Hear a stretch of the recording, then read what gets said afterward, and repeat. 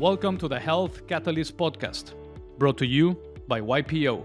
Here we talk about the business of health innovation, and I sit down with industry leaders who have been in the trenches. My goal is to share the lessons and provide practical and actionable advice to help you launch, grow, and scale your business. I am your host, Rodrigo Hute. Hello, everyone, and welcome to the podcast. Today, my guest is Steve McCall. Steve is the founder and CEO of Alleva. And Alleva, it's a very exciting behavioral health tech company that Steve founded, I believe, like 8 years ago or so. And you guys are in for a treat because we're going to be discussing the behavioral health market and also how to launch, grow, find product market fit, and scale a company. So with that, Steve, thank you so much for being here today and welcome to the podcast. Hey, Rodrigo, excited to be here with you. Thanks so much for having me on. Yeah, thanks for making the time. I'm excited. So I'm going to start with a general question about the behavioral health market. And the question is like, how do you define behavioral health? And I've seen many people defining it differently, including different segments. What's your definition of that? Yeah, so our definition, or my definition as I look at it, is really everything from your mental health, but not just that, but kind of how your habits and lifestyle impact your overall well-being. As we look at it, it's a lot of primary mental health work, but it's also for us substance use disorder and treatment for that as well. All right. Okay. Makes sense. And I have to ask this question: like 8 years ago, or when did you start the company? It's been 9 years, if you can believe it. It's been a long time. 9 years, so almost a decade. So, 10 years ago, why did you choose to focus specifically in the behavioral health space? Yeah. What was the impetus behind it? Yeah. So I would say I was part of a startup before that, building software in the home care space. So we had been building for agencies that were sending caregivers to take care of seniors. And a few years into that, I was employee number 3. So pretty early on, that company was sold to a company out of Austin, Texas, who did home health therapy and hospice software, and just felt like our customer base wasn't getting what it needed. We were kind of a check mark for them, like, hey, we have this, but we weren't really core to their focus and their goals. And so just started looking out at the different spaces that were available. And the whole thesis, Rodrigo, for me was underserved vertical niche market. I want to find a captive audience who isn't getting what they need, but knows they need something, right? Easier sell because they need it, and also an easier sell because they're not getting what they need in order to do their jobs as best as they could. And so looked at a lot of different spaces, looked at construction management, looked at janitorial. But one of the big things for me is I'm super passionate about people. Like, I love people. I love seeing other people's successes. I love feeling like I'm making a difference in the world. And janitorial and construction management just didn't feel that kind of mission critical thing for me. Now, I think those are great spaces. There's phenomenal companies that are in those spaces now. But at the time I'm going through this whole process, there was a company in the building next to me. They're expanding. They're taking over the parking lot. And I just went and chatted with them like, hey, what do you guys do? And it was a substance use disorder facility. And I was like, oh, so, what systems are you using? What do you love about them? They're like, oh, we're piecemealing 4 or 5 different things together. It's not great, but we do what we can. And that was really the light bulb moment of, hey, there's a huge opportunity here. I understood healthcare pretty well. I understood HIPAA pretty well. That's a barrier for entry to a lot of people. They hear HIPAA and they're like, oh my gosh, I don't want to really deal with any of that regulation. And so really kicked it off just from that. A couple months into doing it, had a friend whose son actually overdosed a couple days out of treatment. He made it. He's one of the miracles that made it. But that's what really made it real for me was being at the hospital, watching these parents struggle as they're not sure if their son's going to make it. And that was kind of the moment for me. That was the aha moment. Hey, we're going to make a huge difference in what we're doing here. Yeah, that's great. Thanks for sharing that. I can relate to that. I think that one of the reasons why I work in healthcare is because I feel that passion. Like, I'm passionate about improving human health and helping people. There are other super exciting industries out there. But personally, I relate to what you just shared, which is like, if you can find a business where you can make money, that's fine. That's the goal of the business. But if you can have a major impact in someone's lives, then that's, a life worthwhile lived, if you will. But tell us a little bit about Alleva. How would you describe the company? What are some of the key features of the company?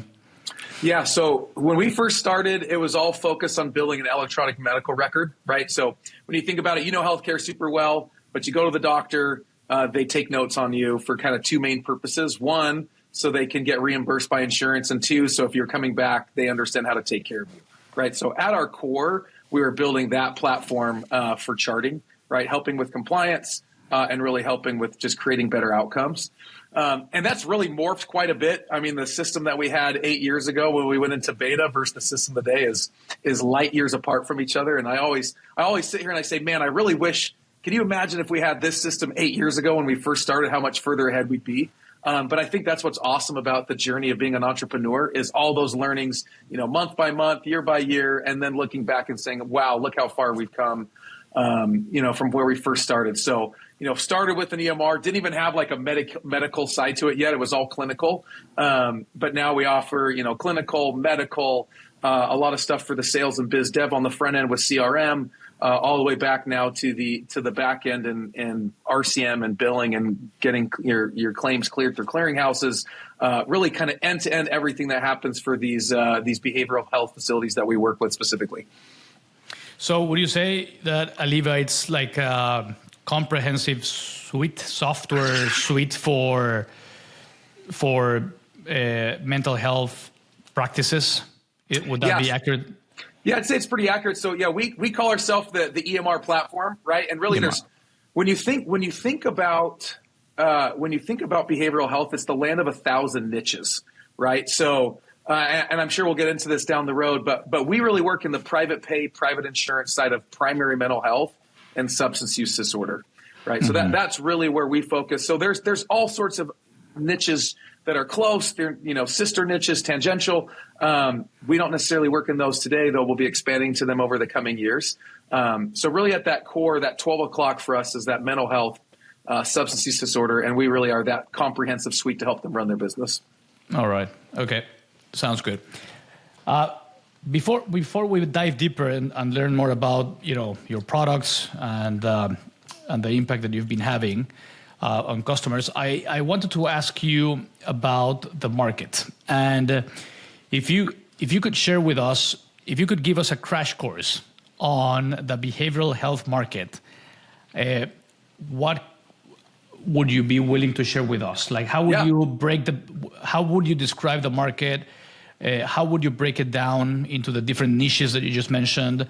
What are some of the key trends in the space, and what is really the technology, the role of technology nowadays? Yeah. So when you think the comprehensive behavioral health, depending on what report you look at in the U.S. today, it's somewhere between an $85 and $100 billion market. The expectation is that grows over the next 10 years to, call it 5-ish%, kind of a compound, annual growth. Mm-hmm. So pretty rapidly growing market, and in specifically where we are at in the mental, primary mental health, substance use disorder space. That's one of the fastest growing job markets in the country, in terms of techs and clinicians and medical doctors who are working in this space specifically. Rapidly growing, and for healthcare, one of the most rapidly growing aspects of healthcare. The expectation is by 2032, it's going to be somewhere between like $130 and $160 billion space. So it's interesting. It's a big opportunity. I'm always sad, right? Because that means that there's more and more people needing help. I also think there's a great opportunity for technology to go make that difference over the next several years. And so as you think of the behavioral health as a whole, right, now we can talk and break it down to the niches. So I talked about, we work in primary mental health, substance use disorder, but on the private pay, private insurance side, right? So that's kind of one market. There's another market called community mental health, and that's much more with the counties, a lot more Medicaid, Medicare, right? That's driving that.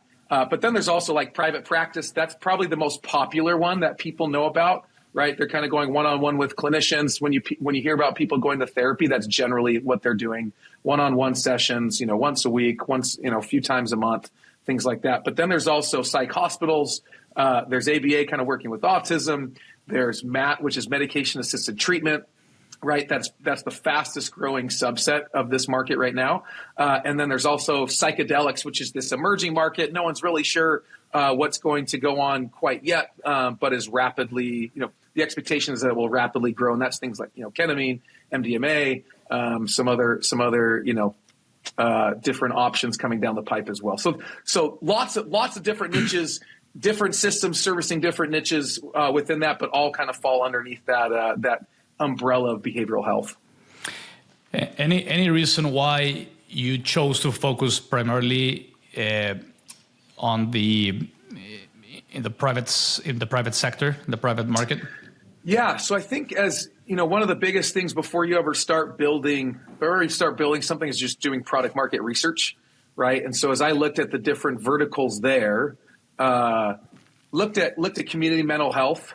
There's a lot of larger players in the space already. And when I got into kind of the private sector of things, found that there was a couple incumbents. They weren't super large at that time, and just felt like, hey, there's a huge opportunity here for us to go make a difference for good, right? When healthcare tech feels like it's several years behind just tech in general. So when you talk about the Epics, the Epics of the world, the largest, healthcare systems from a software perspective, those are still antiquated systems. When it got all the way down to behavioral health, this is even further behind home health or hospital systems. And so it just looked like there's a huge opportunity for us to leverage technology for good. And really at the time to bring, 2016 technology to a space that was stuck in the 90s. Yeah. One of the things that I've learned about the overall substance abuse market is that my understanding is that patients go and get treated initially. The problem is it's with the follow-up. Like once they leave a facility where they were supported and treated and so on, and then they go home, then maybe they have to check in again, maybe 3 months later, or I don't know, 6 months later, or whatever the treatment may be. But I think that in between, I think that there could be major relapses. So is that the case? And what do you think the private companies or the government is doing to really close that gap in order to provide follow-on treatment to make sure that people, once they leave, can continue their treatment adherence, if you will? Yeah. Yep. Totally makes sense. And that's the number one driver for what we do, Rodrigo, right? As we first got into this, when I was in the hospital with my friend and his son, I was asking the same question. That was his fourth relapse, right? And the relapse rate, at least at the time when we were first starting, was in the high 80s, right? Probably hasn't come down a whole lot from that quite yet. And I think that the big difference between behavioral health and kind of physical health, right? I break my arm. It's very easy to see if that is fixed, right? I put a cast on it. I take an x-ray after the cast is off. Everything looks good. I can move forward. Behavioral health is so much more complex. And so everything we do focuses on driving that connection. Early on, where I watched a TED Talk, one of the best TED Talks I've ever seen, and the whole premise of it was the opposite of addiction is not sobriety, but connection, right? This comes back from a 2015 TED Talk. And so everything we focus on is how can we bridge that connection gap? Because to your point, people go through treatment, they have a great experience, right? They're in a controlled environment, they learn tools, right? Those are really valuable. They work with other people, and then they're sent back out into the world. And they have the tools, but they've lost that connection. And so what we're seeing starting to happen in this space a little, more and more is really focused on outcomes. And so what I mean by that is people go through treatment and then they're sent out to the world, and maybe there's an outcome coordinator who's calling on them, 90 days, 3 months, 6 months. They don't necessarily ever pick up, right? And so the focus and one of the big drivers for Alleva is how can we double down on outcomes and make it easier to check in and find out how these people are doing and get them the support they need if they're starting to struggle again. And so as you look at, and this is totally, there's nothing official on this yet, but I really feel this is how it's driving. We saw this exact same thing in home health where it's value-based purchasing, right? Hey, if I can help somebody stay out of a hospital for 30 days, I'm going to get a bigger reimbursement. I think we're going to start to see the exact same thing now in behavioral health where it's, hey, if I can keep people clean and show that their outcomes are, hey, sober at 3 months, sober at 6 months, sober at a year, 18 months and beyond, those are the companies that are going to continue to get insurance reimbursement. They're going to thrive, while the companies who struggle to show those outcomes over the next several years are going to have lower rates and eventually just die off because they aren't getting the outcomes that people need to see with the amount of money that's going in to help these people. How do you measure success in this market then? You know, if it's difficult to see, you know, going back to your example, like you break your arm or your leg, you can actually measure it very easily.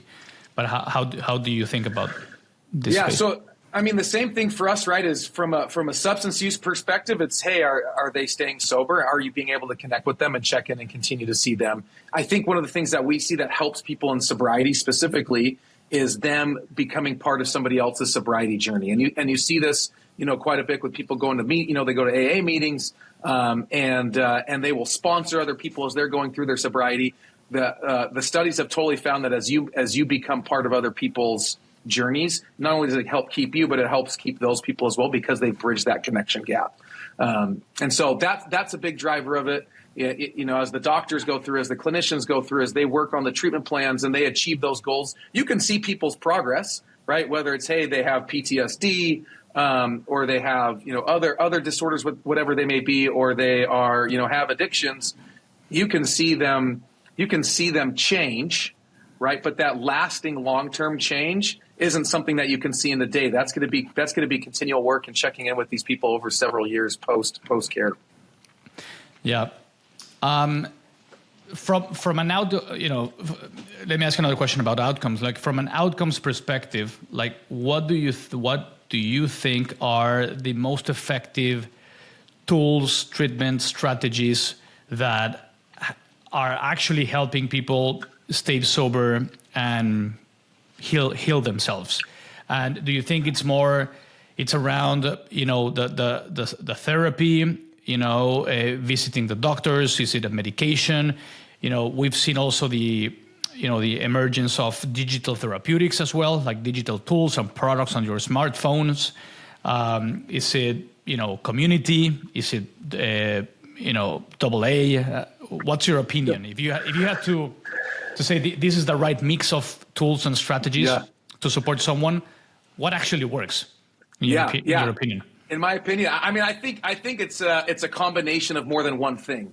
I will say the common denominator across it all is community and connection, right? So people being able to stay connected, to find a community that's helping them focus, you know, going the right direction is the most valuable tool in all the tool belt. But I think, you know, going through the right modalities, going through the right treatments are so valuable, right? Giving them the tools are so valuable. But at the end of the day, they need to be able to stay connected to that experience. And it's that connection to family, to friends, to community, having a purpose that helps drive them towards staying sober for the long run. Once they lose that purpose or they lose that way and they become idle, they don't have opportunities to go achieve things and progress their life forward. That's when you see people falling back into old habits most frequently. Yeah. Okay, so let's go back to Alleva. What are your flagship products or the key features that most of your customers use? And, you know, I assume that you have a SaaS model, like a software as a service model. Typically, like how much do you charge your customers? How does it work? Yeah. So our flagship product is that EMR. That's the core, right? That's the number one product that everyone signs up to leverage. And that drives, you know, everything clinical, right? So everything clinical in the office runs through that. We also have a CRM on the front end, right? That allows their biz dev, their sales team to go through and manage people through the intake process, but it also allows them to connect with their referral sources, drive those as well. And then we have the RCM on the backside, right? That's doing all the billing. There can do the billing for them, or their third-party biller can leverage it. And then I'd say right now, kind of the most unique product we have is really our business analytics and intelligence tool. And this is really something that still in our space is best in class, right? I think most of the EMRs have the core workflows that everybody needs to do. Our business intelligence and analytics allows us to help our customers make much more informed business decisions. So rather than like, hey, I'm gonna make this decision because it feels good or it feels like work's overwhelming, we can leverage the data from the application to say, hey, now is time for me to hire a new tech or a new nurse or a new clinician. And we can look at things like, hey, what's the highest rate of successful completion by therapists, or what's the highest rate of successful completion by therapists by diagnosis? We can look at compliance, and all these tools just help our companies to make better decisions that ultimately help with better outcomes, right? So kind of at our core, those are the tools that we have today. Being SaaS, we're always trying to improve it, right? The system that people bought, our original customers 7-8 years ago is so radically different than what they have today. Because we're always trying to innovate, always trying to improve. And the ultimate goal is, our whole mantra is helping the helpers, is what tools can we provide to create the best outcomes in these patients' care? Yeah. Okay. Makes sense. What's your average revenue per user? Do you charge per month, or is it yearly, annual contracts? How do you structure your products? Yeah, so I totally didn't answer that first part of the question. So from kind of our SaaS model really focuses around your growth as a company, right? So the number of patients you're servicing, and we can blend it between users and also just the number of clients you're servicing. And so it's really dependent on kind of your size, your growth, and what tools you'd like to use and offer. And so our average customer right now around $3,000 a month, right? We do monthly, annual contracts, but month to month. We have a handful that pay annually, and I think it really depends. We try to make it a simple model for you to account for and understand your growth. So we're not dinging you every single month. It's not changing. It's a consistent bill for the year, and then as you grow, you get an opportunity to grow. And the next year we reset based on kind of how that growth has gone. So we want to grow with you much more as a partner than a vendor. I see. Yeah, makes total sense. Yeah. Let me move on and. Every company, especially every startup, they have to, go through the painful experience of finding product market fit. In my experience, that phase of the company, or that stage of the company, can take anywhere between 1 to 3 years or so to find product market fit. Could you walk us through your journey, share some of the experiences, and how did you approach really learning about your customers and concluding that you had product market fit, and what were some of the key lessons? Yeah. This is, you hear about all these people who have built these massive businesses, and they're like, oh, they're an overnight success. And the reality is pretty much everyone's like a 10-year overnight success, right? Sometimes longer, right. Where those first few years are a complete slog. I mean, it is. You are running through the mud. It is slow. It's painful, and it took us a while to find product market fit. So we started building in 2016. We went into beta middle of 2017, live beginning of 2018, and early 2019. I told my wife, I'm like, hey, I think I've blown our life savings. This is not working. We're going to have to start over. And I had a little exit from the previous company I was a part of. And I had we could have bought a house or we could have started a business. We decided to start a business. And at that moment in early 2019, it was the wrong thing. It felt like the wrong thing to do because we weren't finding that product market fit. I think the biggest thing for us was spending tons of time with our customers, right? Every day I would sit with the customer. I'd spend time watching them use the system. I'd try to learn about everything I could do to help them overcome the challenges they were facing with the system. And there's no better message for finding product market fit than just spending tons of time with the customer, right? If we're building what we believe is right, we're going to be wrong 85, 90% of the time. If we're building what we see is wrong based on customers' feedback, we're going to totally be dialed in at that point. And so we had a beta customer in Utah, we had a beta customer out in San Diego, and we were just spending every single day with these people, really focusing on just observing and watching the challenges, and then trying to close that gap, little by little, and eventually got to that spot where the customer is like, hey, this is actually pretty good. I can do my job now. But I'd say for us, it took about 2.5 years of building, 3 years of building before we got to that spot of, okay, this is something that we're not going to churn customers off. We're not going to churn them, we're going to help them become more efficient at what they're doing. How did you know? How did you know that you had achieved product market fit? Did you have a specific definition of what that meant? So I think the biggest thing for us, there wasn't a specific definition of, hey, this determines product market fit. I would say the metrics started showing us that it was a product market fit, right? We were churning at a really high rate, 2018, early 2019, at a rate that was not sustainable for a business. And by quarter 3 of 2019, that rate had dropped by 70% for us, and got to a spot where it's like, hey, this is the rate we want to be at from a churn perspective. Customers are staying on because the system is working. Customers love this product. They're not leaving. They're able to do their job. So it's much more around, I would say for us, just maybe the definition of what the churn was that we wanted to be. But it took a while to get there. Yeah. Once you achieved product market fit, was it easier for you to raise additional capital, from investors? Was it? Yeah, I would imagine that it did, but. Yeah. So let me kind of walk through. This is probably some of my favorite story in Alleva. And so we, at 2018, early 2019, not working, I went out and raised $750,000 of debt from somebody that they never should have given us the money, right? Every metric told them this, you're setting your money on fire. You're never going to see it again. But sold him on the vision of what this money could do for the system, right? And so we started leveraging that in 2019. Come 2020, COVID hits, and I'm like, oh no, what's going to happen? I've probably just blown this guy's $750,000, and now I'm in serious trouble. He's not going to be happy because he just lost $750,000. But going back to the original story of connection, everything's about connection. We had built telehealth back in 2017 to help one of our beta customers for some edge cases. Right, we had integrated with a company called Zoom before Zoom was a verb.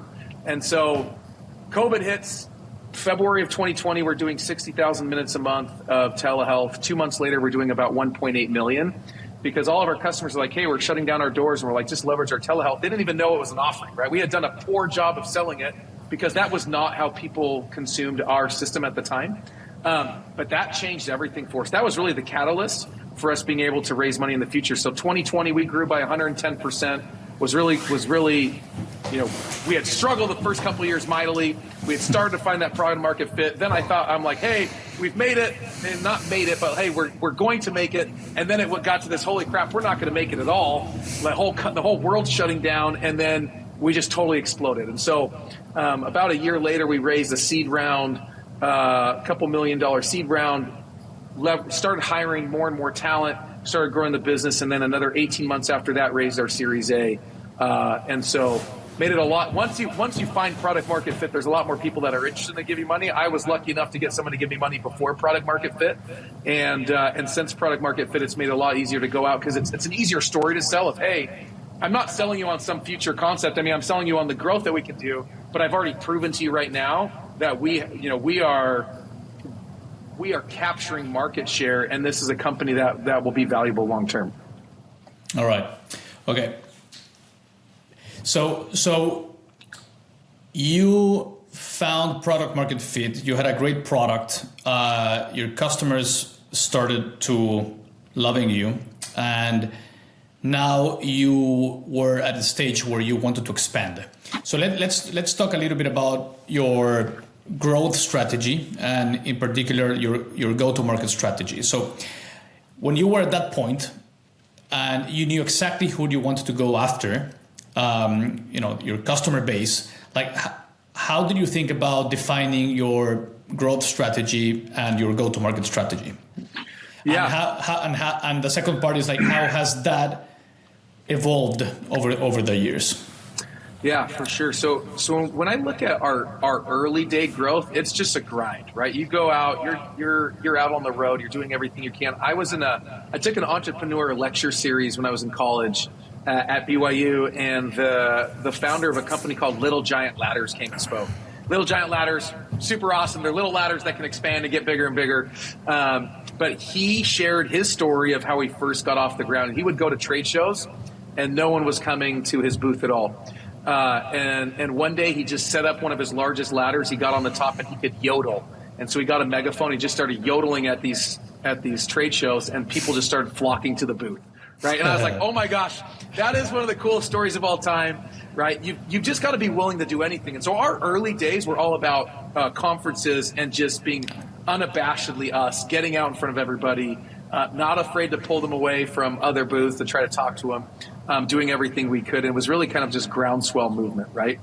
And our first several customers, our first few was friends of friends that we got connected with. But our first customers, once we started trying to do actual sales, was really through conferences, getting in front of people and just going out and knocking on doors. As we started to expand and raise capital, we kind of transitioned that into finding a kind of a sales team, right? So we hired account executives, and our whole goal was like, we had conferences and we had account executives, and then we had sales development reps who would kind of be dialing for dollars. So for the next few years, it was less, conferences was still important, but it was dialing for dollars, getting people on the phone. We had the list. It was easy to find the list of who our ICP was. And we would have these kind of SDRs setting up, teeing off our AEs to do deals, and the AEs would close deals. And that worked pretty well for a few years. But you've seen this kind of transition in SaaS as a whole away from the SDR play, right? Those sales development reps, there's a lot fewer dialing for dollars, and it's a lot of different kind of marketing tools now. And so what we look at now is we've got our AEs. We still have a couple SDRs. We used to have a 1-to-1 ratio. We've transitioned that to kind of a 1-to-4. So we expect the AEs to still generate their own leads, SDRs to generate some of their leads. But then we also have conferences that we expect to generate leads, and then kind of added that marketing arm, right, where we're doing a lot of organic search and paid advertising. And so we broke it down where it's kind of 33% marketing, 33% conference, 33% kind of AE SDR. And even that's starting to morph again and has transitioned a lot more into partnerships. You get to a point where you want to leverage other sales teams to help augment your own sales team. And so we've driven the last, call it 6 to 8 months, we've driven a lot more through partnerships, and that's a big focus of 2025. That's the highest ROI for us right now, is partnerships. And so we hired a director. We actually transitioned one of our AEs into a director of strategic partnerships. She has a quota for creating new partnerships, and that's the number one driver of business for us today, partnerships and kind of customer referrals. Yeah. I was just gonna ask you about ROI. How do you measure the ROI on conferences, for example? Yeah, so we'll just take the total amount of cost that goes in that conference, the travel, the sponsorships, everything that happens at that conference, and we leverage our own CRM, we leverage HubSpot, but every deal or every opportunity that comes through, we're tracking where it comes from. Yeah. So anything we set up from a conference, we track that, and then we match that ACV against how much the conference costs or whatever it may be, and that's how we kind of track it from that point. From a partnership standpoint, it's kind of the same concept, right? How much are we paying our partnerships leader? How many deals are coming in? What do those partnerships look like? So every deal that comes in, we go back to the source to drive what's the best ROI? Where should we put more money? Where should we put more time? And that changes sometimes month by month, sometimes quarter by quarter, for sure year by year, where it was like, hey, conferences ROI was off the charts the first few years. Because we were sharing one room. There's 4 of us. We're sleeping on the ground. We're eating peanut butter and jelly, right? We're not going out to eat. We have no money, and that's transitioned to, hey, we've got 4 people there. They all have their own room. We're taking different people out to dinner. And so everything tracks back to the metric that helps us understand, if I put $1 here, what's the dollar I'm going to get out? Yeah, absolutely. Yeah, so you have conferences, you have a sales team, you have marketing, generating leads, and also you mentioned partnerships. So those are your 4 channels, if you will. If you look back at the last 2 years, 24 months, you mentioned that partnerships is the main revenue generator right now. I'd say it's the highest ROI generator. Highest ROI. So in terms of revenue or profit, how would you rank them? Yeah. So for us right now, partnerships is number 1 for sure. Partnerships number 1, kind of sales AEs number 2, right? Marketing, number 3, kind of, and those fluctuate. And then I'd say conferences, slate's kind of number 4, and then those SDRs that we used to have would be the lowest at this point. But that was the highest at one point, and it's transitioned over the last, call it 3 to 4 years, from being the top ROI generator to I wouldn't say cost center, but less valuable ROI. Yeah. Okay. So let's talk a little bit more about your top 2 channels, like partnerships and sales. So how does a typical partnership look like, or a successful partnership look like for Alleva? And walk us through that process, and what are some of the challenges of making that really work? Yeah, so I'd say it really depends on the partner that we're working with, right? There's all sorts of different partnerships that we have, whether it's softwares, consulting groups. There's people that are all trying to work and improve the behavioral health space, right? And so our partnerships can be anything from like a rev share model, where we're kind of selling each other's products, to a model where, we're sharing customers, right? From like a consulting standpoint, where we work with a lot of different consultants who provide a ton of value, whether it's credentialing, prepping people for state audits, things like that, that we want to pass our customers to because it benefits them, right? Like, hey, customers struggling with new admits, let's get them with this partner who really knows how to drive admits, right? So we bring that partner in. That partner helps them get a healthy census. That healthy census, in turn, actually just benefits us, because as our customer grows, right, we get to grow.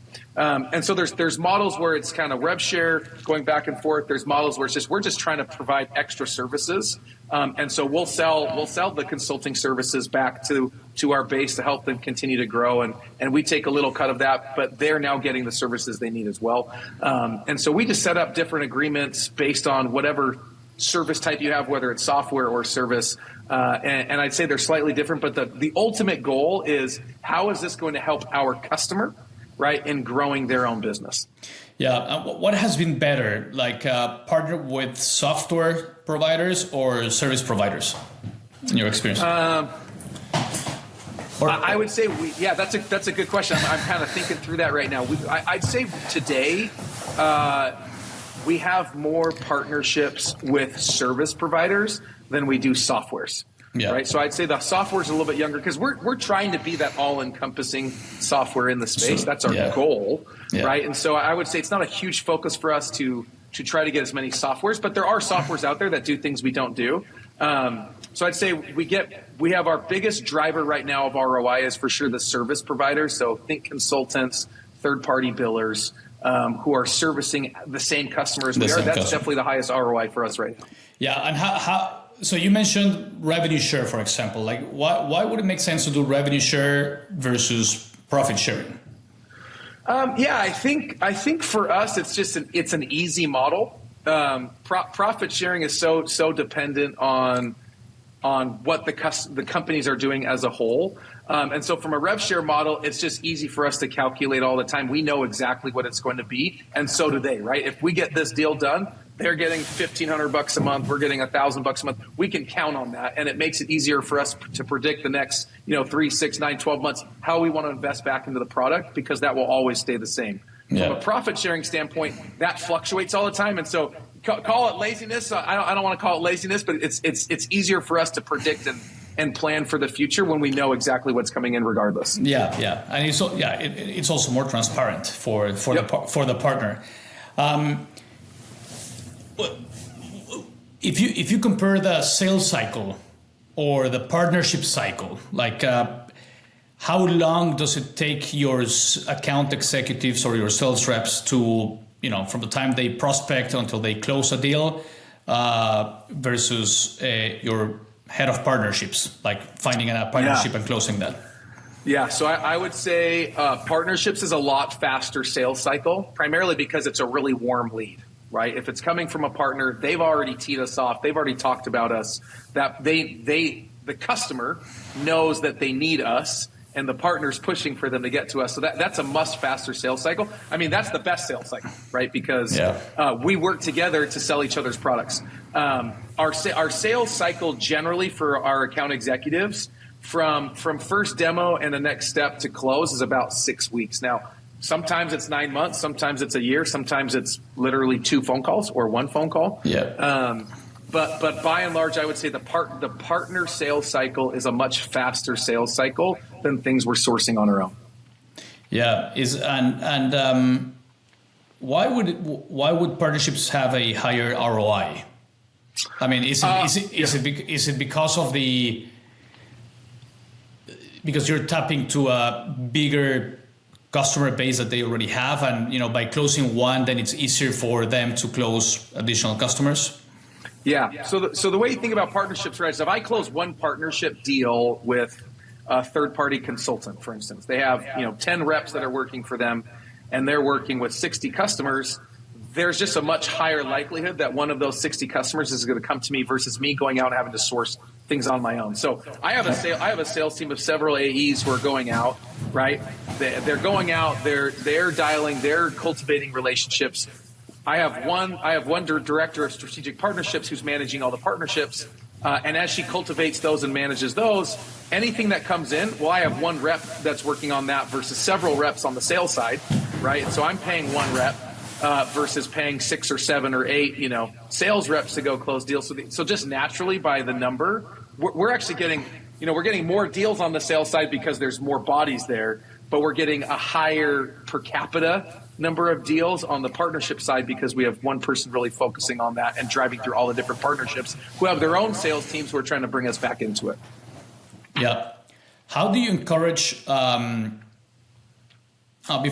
I get to that, like what is the ideal profile of the person doing partnerships versus the account executive or the salesperson? Yeah. So, I mean, I'll tell you, our director of strategic partnerships is phenomenal. She came from the recruiting world and spent a lot of time recruiting for other people's companies, right? And transitioned into an account executive role and did a phenomenal job there. But really thrives off human interaction and cultivating relationships. And I think that's important on the sales side too. But on the sales side, you want sharks who can, for us, it's solution selling, right? Who can find out what the struggles are, can really diagnose what those challenges are that the potential customer is facing, and can sell how our system solves that challenge. Our people, the person we have running partnerships can build relationships and cultivate those, and still is a total shark, but understands kind of what buttons to push, when to push really hard, when not to, and also sees it kind of, sales is very much like, how can I grab this, versus partnerships is how can we create this symbiotic relationship that benefits both sides. And I think that's just a totally different skill set than going out and hunting and grabbing new customers. Yeah, that's right. I have a question about incentives. If you think about incentive, compensation methods for your head of partnerships or your sales teams, like what has worked at Alleva? What are the kind of the incentive schemes or compensation methods that you use? And if you think about sometimes you offer a base salary and you offer a capped variable compensation. Sometimes you have uncapped commissions. Sometimes you have tiered commissions based on different goals. Sometimes you have revenue or profit sharing. So there's a bunch of options to choose from. Like, what has worked for Alleva and what has been some of the key learnings? Yeah, so I'd say our route from a sales and partnership perspective is a base salary plus uncapped commission. And the reason we've run that route, and I've done base salary, capped commission, we've done straight commission. We do some component of tiered commission with that uncapped as well. And we'll talk to that for a second. But ultimately, you have to understand what motivates your salespeople, right? And not all salespeople are necessarily motivated by money, though I think a lot of them are. Is like, hey, how can I maximize my earning potential? And so going down and understanding, hey, this is what drives this salesperson versus this salesperson allows you to make the best decision on how to comp them to help maximize their output, right? For us, if we're growing and salespeople are crushing numbers, I want them to benefit from the uncapped commission. Like I want them, because I want them to say, hey, look, if I can go sell 200%, I'm going to get accelerators on top of that. Hey, I'm not going to take days off ever because I know every day that I close a deal, that just drives to this uncapped opportunity. When you cap the commission, the people max it out. They're like, hey, I've already hit it. Now I'm kind of working just for that base salaries, right? So from a sales standpoint, I'm a big believer in the uncapped and tiered, where it's like, hey, at 100% of your commission, you're paid out of this. At 120, you now get 130% of your commission, right? And that for us I've found to be very successful in driving people to do more and to, like, once they hit quota, they've hit quota, they're safe, right? But I want people who hit quota and say, hey, how much more can I make this month? Yeah, and that really uncapped leads to that opportunity. Yeah, I absolutely agree with that. Where have you been able to find the best talent? The best, say if you look at your team, whether it's partnerships or sales or marketing, what has been the best sources of finding the best talent for you?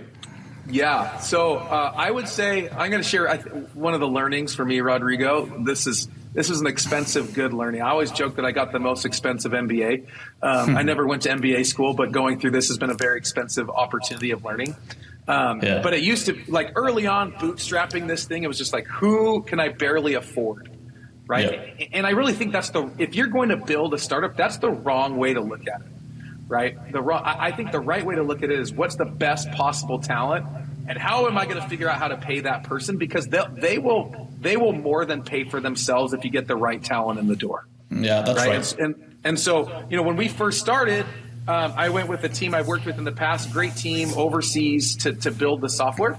Well, I incurred a lot of technical debt, right, that at some point I had to pay down. It became much more expensive the longer I went. And I don't necessarily think that's always wrong, right, either. Like, you always got to balance the technical debt or the debt you go in to pay these people with what the outcome's going to be. And so, over the last several years, we've gone on a much more targeted recruiting path, where it used to be just like, hey, who of friends and family do you know? Let's go hire that person, right?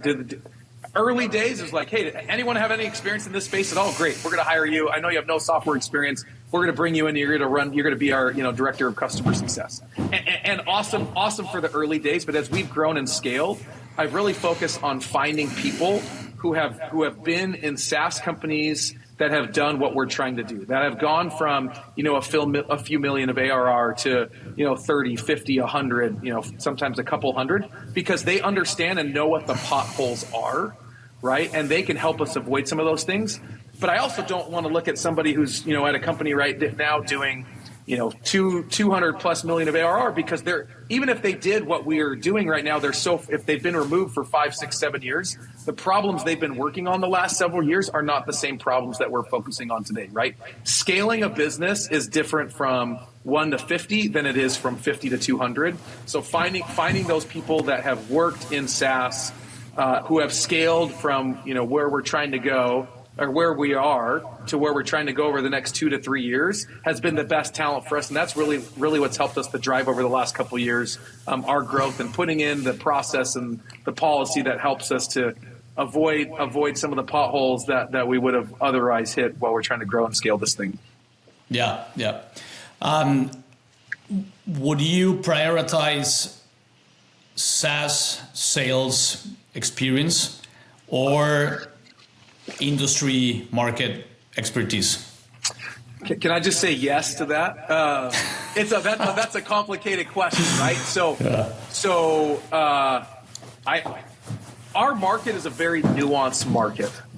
And so there's a lot of knowledge that has to come. Now, we built the sales team in a way where we have solution engineers who are phenomenal, who really understand and know the product. And so you can come in with less knowledge, and we can help augment that with solution engineers or sales engineers. Yeah. I think long term, you need to become a student of the space in order to be successful. But early on, we can help augment that, with TAs or whatever you want to call it, to help you as you're actually selling or demoing the product, right? So having the sales skill set from SaaS is vital, because SaaS sales to me is SaaS sales. But also it's important for you, if you're not going to come in with knowledge, you have to be willing to grind and learn that knowledge in order to be really successful. We can augment that in the near term. So hopefully that helps there. Yeah, that answers my question. So I'm going to ask you two more questions before we wrap up. And one is, do you use headhunters and agencies to help you find talent, or do you go and look for companies that you admire, or what's your? Yeah. So we've done a combination of both. So I have a phenomenal board that's come on over the last several years of investment. I have people that have built and sold billion-dollar software companies who are like sales centric, and then another person who's built and sold companies that also ended up selling for billions, who are product centric. I have people who are experts in our space who have built multi-$100 million facilities, right? Mm-hmm. And so I've got this phenomenal group on the board who has a huge network. And for the last few years, it's really been driven through that network of finding great talent, right? And so they primarily connected me with my COO, my VP of product management, and a couple of their sales leaders. So that's been great. I am using headhunters now as well to augment the board as we continue to scale and up level with new high level talent. I would only use headhunters for executive level or VP and above level talent. But to your point, for those people that are director, manager, and below, I go look at who are the companies that I think are just phenomenal companies, have great culture. Maybe I have friends who work there, and who are the best people that they think would be a great fit for us, and definitely go after those types of companies, because I want to build a great company culture. I want to be a company that people want to be at. Yeah. And I want people who have seen and experienced success, because when you get an experience of success and you taste it, you find those people are hungry for more. Those are the types of people that you want to be working with you. Yeah, absolutely. That makes sense. You touched on something super critical, which is your board. I mean, and it seems that you have done a really good job at doing that. So congrats. And so my final question is, if you look back in time, since the inception of your company, what is the biggest lesson or the two biggest challenges that you have faced over the course of building Alleva? If you could, I know that there are thousands of challenges.